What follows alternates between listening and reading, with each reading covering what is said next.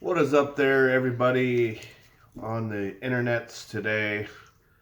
Back with a pickup video for the month of February.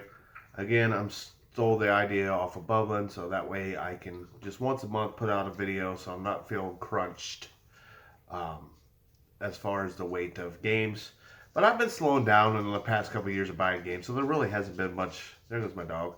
Hey, buddy. Hey, Marston. Marston. Mr. Marston. Hey.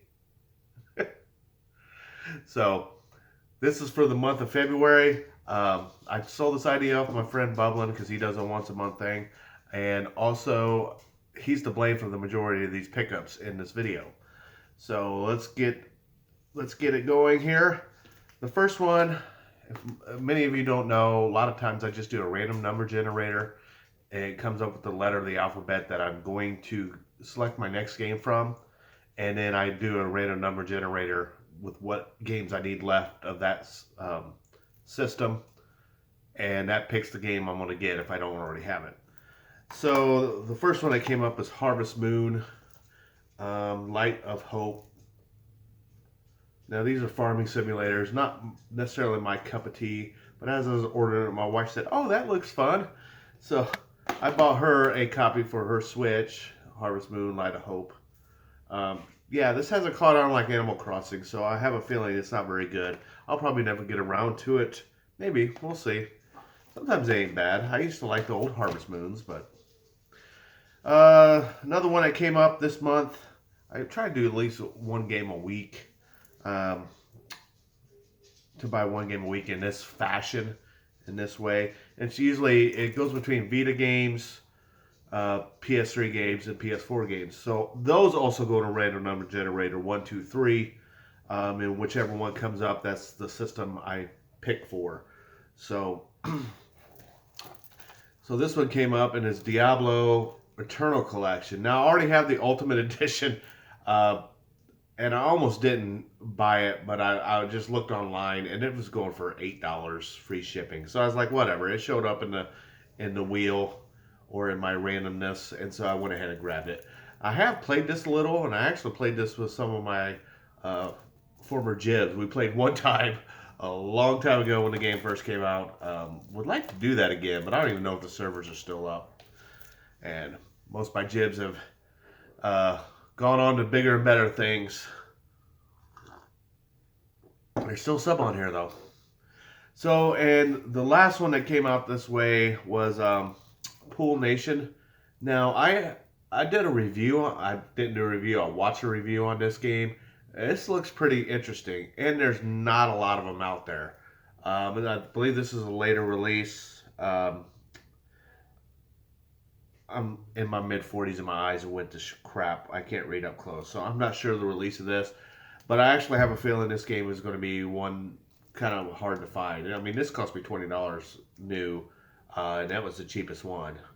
So I went ahead and bought it from a seller that didn't have great feedback. Luckily, I got here. It didn't even have a picture of this game in the listing on eBay. I went ahead and took a chance because it was like $5, $6, $7 cheaper than the other ones, the next used one. So I took a chance and it got here. Took a while. It got here, but never updated tracking, even though he went and paid for tracking. Kind of want to send him a message, be like, hey, you know, you may want to run this through your computer. It's a lot cheaper on you if you're going to ship stuff. I understand when you're first getting started, it's kind of hard on eBay, but anyway, I digress like usual. So the next thing I just picked up because I wanted it, and of course, guess what next game of the month is? Final Fantasy VII Remake. I finally broke down. I've wanted this game since it came out. I kept waiting for the price to get decent and never really got there. I finally got a copy for $28 plus shipping. No, it was $27.99 free shipping. And I went ahead and bought it. And of course, the game of the month for March is Final Fantasy VII Remake. But if you have the disc, you do get an upgrade to the PS5 version, if and when I ever get a PS5. Now, a lot of people are complaining about the PS5s and they can't get one in the Xbox Series. Whatever. I don't understand the Xbox. I don't know what's new and what's not. I don't understand the Xbox X Series S, whatever crap. The reason you can't get one is the reason we actually shut down for a couple of days at my job. I kind of deliver parts for General Motors. I work right across the street. We're kind of their warehouse, and we take parts to them. I take 4 runs a day to GM in 8 hours. I have a lot of time to sit on my butt. It's a gravy job. Um, but we actually had to shut down for 3 days because we're having problems with getting computer chips. So now there's this bidding war over computer chips. And the more I researched it, I was interested. That's what Sony and Xbox are having problems getting is chips. Everyone's fighting over these chips. So basically, when COVID started, this is according to the news and whatever I could research. So take it with a grain of salt because half that stuff I don't believe anymore. But the suppliers, the makers of the chips, thought there was going to be less demand, so they stopped making some. Plus, they had their COVID issues too, so a lot of plants shut down. So a lot of them at the beginning of COVID cut hours back because they didn't think the chips would be on demand. Well, what happened during COVID? People ended up getting more money, which still baffles me. I don't know how our country's going to pay for it. Got more money through unemployment and stimulus checks and everything. So they went out and bought more things. Instead of saving their money and doing the smart thing with it, they go out and buy a $60,000 truck. If that's you, I'm sorry, but you're a dumbass, okay?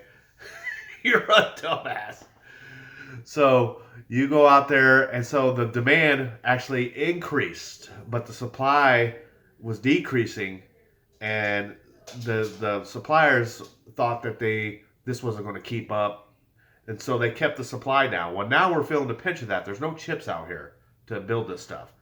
And actually, at my job, what we closed down is they're building trucks, and they're taking these chips from one truck and putting them into a sold truck.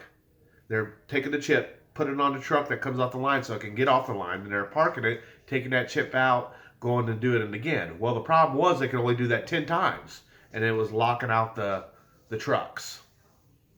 So they had to shut down because they weren't getting any chips. So if you use that chip 10 times, it became a paperweight because it kind of locked and they couldn't figure it out. So they're basically pulling chips out from trucks to get them off the line, and they only could do that 10 times, and they were putting them back into the trucks that already sold, and shipping them off. So we ended up shutting down for 3 days, and part of it had to do with Texas weather too, because we couldn't get parts from Mexico. So anyway, they ended up figuring a loophole around that, where we're still having a chip issue, but we found a way where it can be used more than 10 times. And so we're back to work and everything's fine. But if you want to know why you don't have a PlayStation 5 or an Xbox, and why trucks are scarce and all these new vehicles, as soon as they get on the lot, they're gone, especially trucks and SUVs, that is the reason. Because they're sitting there at the dealer or the plants made, they just don't have the chips in them to be able to be sold. So, long story, that's back to I get a free upgrade on the PS5 once that comes, as soon as I can get one. I think I'm going to wait a while because I've heard a lot of issues with the interface and stuff. Who was that was saying that? Review Tech USA was saying that the interface is garbage and it's broken. So I'll probably just wait a year or so. There's my other dog, Musha. Hey, Musha. So the rest of these games are all my friend Bubblun's fault on YouTube. I watched his video last month, his January, I guess it would be his January pick, because I watched him on February, and I agree with him. So I went ahead and bought these games because they are going to be hard to find. Unfortunately, one, they didn't disclose it was a PAL version, but I went ahead and just kept it because it's less than $20. It's a Daymare Black edition. It's like the collector's edition. And you see the little Peggy 18 sign there. So, unfortunately, I was hoping to get an American release, but that's fine. I'll be okay with that. And this is the one that I did get because he said it was going to be hard to find, and I agree with him. And that's Bubble 4. friends, and he said it wasn't the best game in the Bubble Bobble series, um, but I believe that is going to be hard to find. My dog needs to go out, but she can wait a minute. Just wait. Okay, the next one I saw on he was doing a Jalico release on his PS1 collection, and I love tactical strategy games, and the hexagonal where they're beside each other. I love those type of games. So I'd never heard of this game, but I remember Military Madness on the TurboGrafx. But it's called Nectaris Military Madness. I looked it up. I thought it was going to be a little more expensive. One guy was slipping. I got it for $22, and this is complete. This game is usually complete sale for over 30 right now, closer to 40. Musha, come here. Let me let her out real quick. There you go outside, go potty.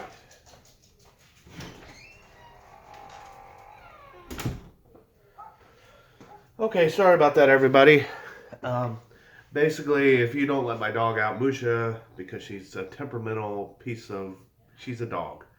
Um, she would go back there in the back room and go potty if you don't let her out like she's throwing a fit. It's like, I'll show you, you're not going to ignore me. So anyway, it's kind of like Brigadine, but more modern. Shattered Union was one on the Xbox. There was also a weird one late release on the PS2 that was fun. T-Sal, something like that. Some weird Japanese game. That's pretty fun. Godzilla on the Saturn's like this, if you can understand the Japanese text. So glad I picked that up. Again, like I said, it's going for $30, $40 complete. That guy had a complete one.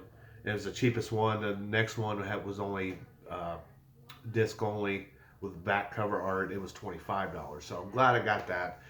It's very rare I pick up a retro game anymore. It's just I have so much to play with the modern stuff. And the last one I picked out, if you just saw his video for his pickups, we were messaging back and forth. I told him I picked that up. I said, thanks for costing me money. And he just laughed and he said, I'm about ready to cost you more. He didn't actually say that, but he ended up doing that. But I picked up 428 Shibuya Scramble. He said this is one of the best games he ever played. He hasn't been able to put it down, and coming from him, that's a high praise. It's a visual novel, live adventure visual novel where they actually hired actors, kind of like Sega CD, but I imagine it's a lot better. I'm very interested to give this a shot, but yeah, so thanks, Bubblun. I appreciate it. I appreciate all the. I don't know if this came complete, but I got this. It was, I believe that at launch this game was a $30 game, and it's already this one cost me $47. I'm pretty sure, if I'm mistaken, correct me, but it's starting to spike up in price. The word's getting out about it. So if you haven't got this and it sounds at least a bit interesting, you should pick it up now because it is going to be hard to find. So thank you all for watching. We'll see you all next month. Catch you later.